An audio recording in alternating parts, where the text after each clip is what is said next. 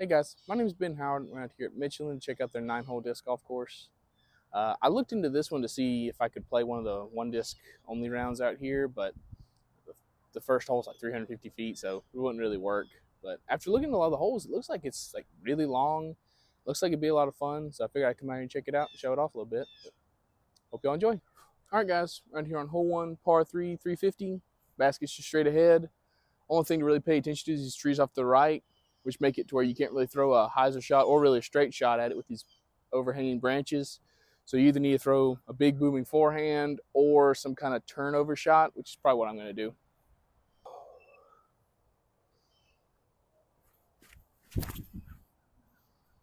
That didn't turn at all. Sit down. Ooh.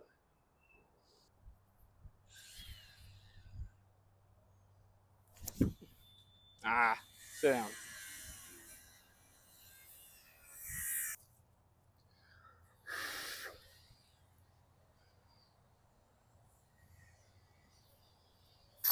There we go. Out here on hole 2, par 3, 307. Looks like you really just got to decide whether you want to go straight up the gut or throw a wide hyzer around this tree at the basket. I think that's what I'm going to do because I got a nice stiff right to left. So it should help swing back around that tree.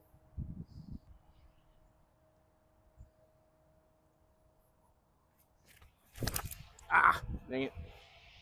Well,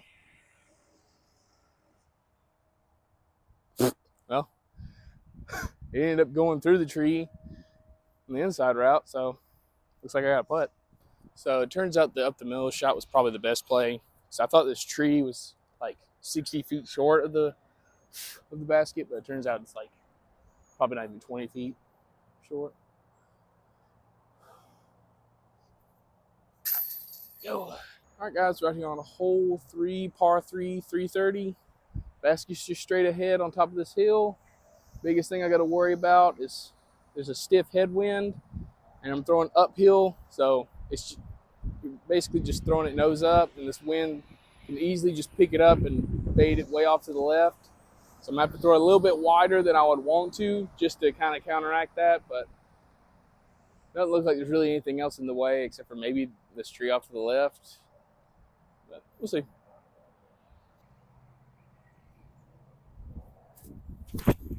Well, just threw it straight at it.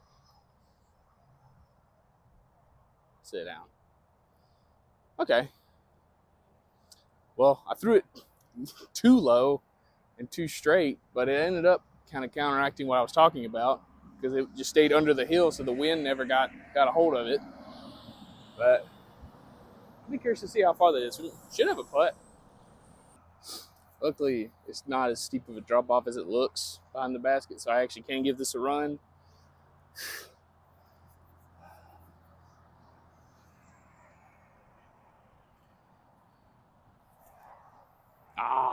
Dang, dropped. Weird. Oh, that's nice. Well, keep in mind there's some fire ants right here next to the basket. That's great. All right, guys, right here on hole 4, par 3, 280.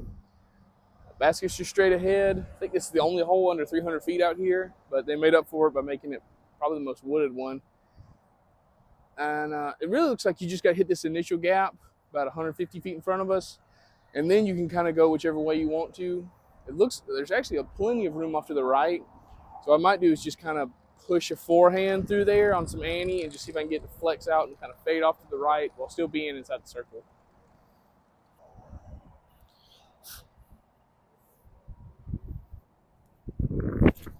Oh, nose up right out of my hand.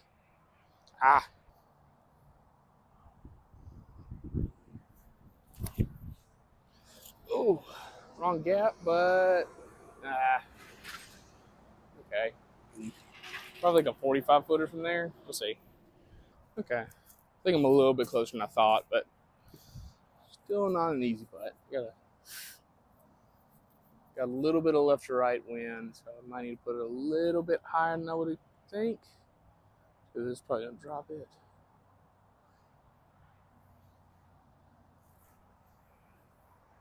Yeah. It did drop it. I just pulled it.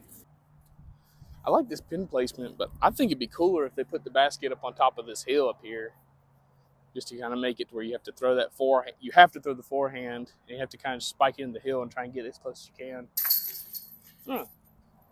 It's still a really good hole, though. I like this one. All right, guys, so right here on hole 5, par 4, 423.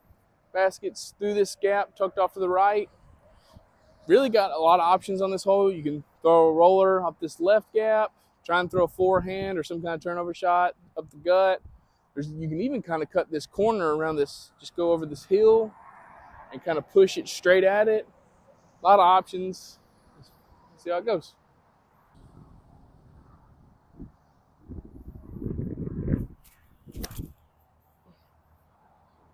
It's too low, but hit the gap. Okay. I'll probably have like 200-foot approach shot. Let's see. Okay, well, apparently the basket's not as far away as I thought it was, because I'm like, our range found is 80 feet. So, see if I can get the first eagle on the channel.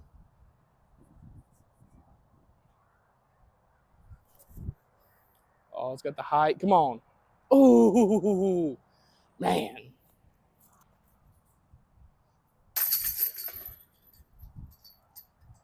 All right, we're on hole 6, par 3, 299. Basket's just right behind this tree. You can see right in front of us. Looks like you really either just kind of try and push it through either of these gaps. You kind of throw a wide forehand, wide backhand, really just whatever you want to do. I'm just going to try and push it through this initial gap right where the basket is, see if I can get up there.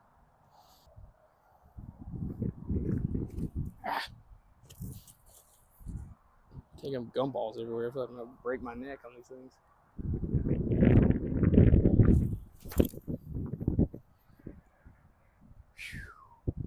Man. How you doing that? Aim at a tree and end up hitting it? Hey, got it.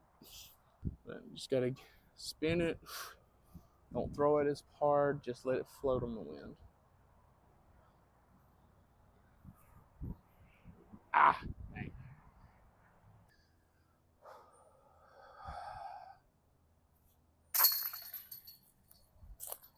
All right, right here on hole 7, par 3, 380. You see the basket up ahead through this low tunnel.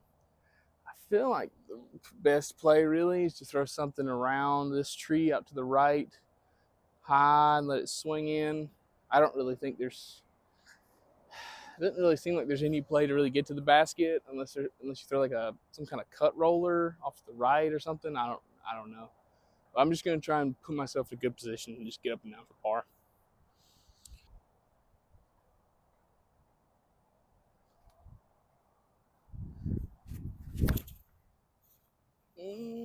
Get past it. Okay. Man, that wind crushed it. Whew. I'm surprised I even got over that with how hard that wind pushed it down there at the end.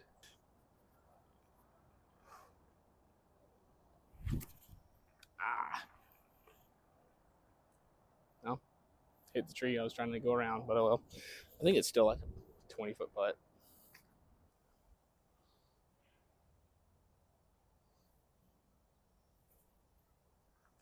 Dang.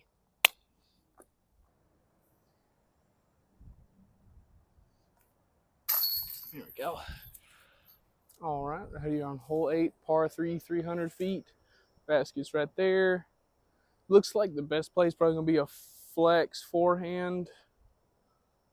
Yeah, I can't really, the way this tee pad's set up, you can't really throw a hyzer flip at it. And you can kind of go straight at it, but you have to go under these branches, which make that shot a lot harder. So I'm just going to try and put something out to the right on a little bit of anhyzer and get it to flex back.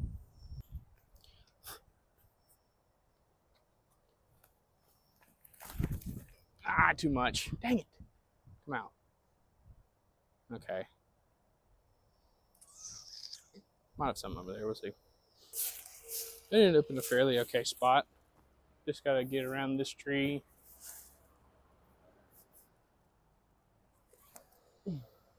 Flatten out. Yeah, there we go.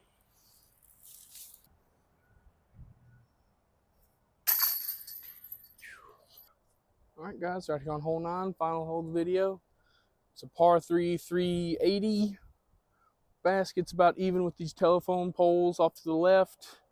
Normally this pile of asphalt's not here, but it's not really in the way for the shot. You really want to just get it high at these telephone poles and just have it push and fade out to the left. So, see if we can do that. Just a little bit of hyzer, let it pop up.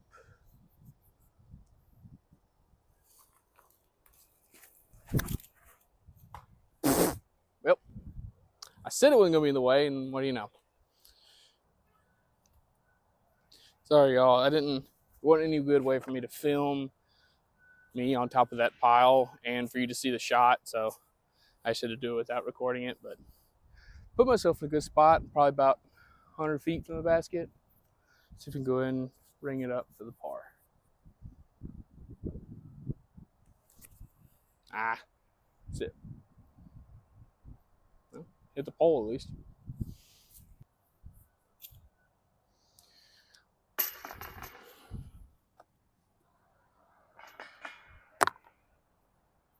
All right, guys, that finished up the round out here at Michelin. For my thoughts on the course, I think this is a really good course for kind of the same thing you would do for like Linville or Dolly Cooper, where you can go out and practice. Where there you can go practice with your putters and your mid ranges and some fairway shots. But here it's all either distance or fairway shots, depending on how much power you have. So like a lot of these holes are very wide open, so you can practice whatever lines you need to on those longer shots.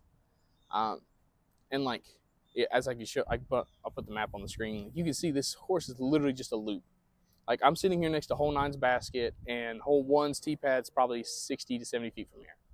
So you can literally just keep playing over and over and over again and not really have to worry about like rushing off to different holes or whatever. But only critique I really have for this course is not the dirt tee pads, but the way the dirt tee pads have eroded. Like it's just you end up with the tee pad, and then there's just humps all around the tee pad, and if you're not careful, you can end up tripping over them, and it's just a little dangerous, honestly. But as long as you're paying attention to it, it's not really a big deal. Only one that's really bad is like hole 1, and there's a few of them where there's just like a hump right in the front of the tee pad, where if you're not paying attention, you can kind of step on that and it messes up your footing a little bit. But as long as you're paying attention to it, it shouldn't be a big issue. But other than that, thank y'all for watching. Bye.